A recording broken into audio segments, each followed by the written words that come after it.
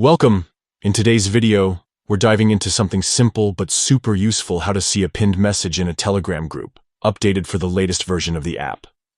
If you've ever noticed a little bar or icon at the top of your group chats and wondered what it means, this guide is exactly what you need. Let's get started. First, open your Telegram app on your phone or desktop. It doesn't matter if you're using Android, iPhone, or Telegram Web, the steps are almost the same everywhere. Once the app is open, you'll see your list of chats. Scroll through and find the group where you know a message has been pinned. Now, tap on that group to open the chat.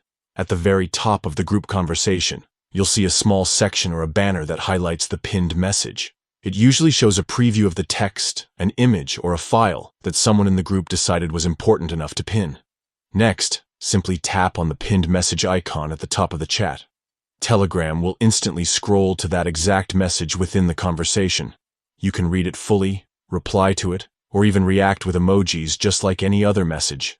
If there are multiple pinned messages, you can swipe left or right on that top banner to move between them. This helps you stay organized and easily revisit important announcements, group rules, or shared links that people tend to lose track of in busy chats.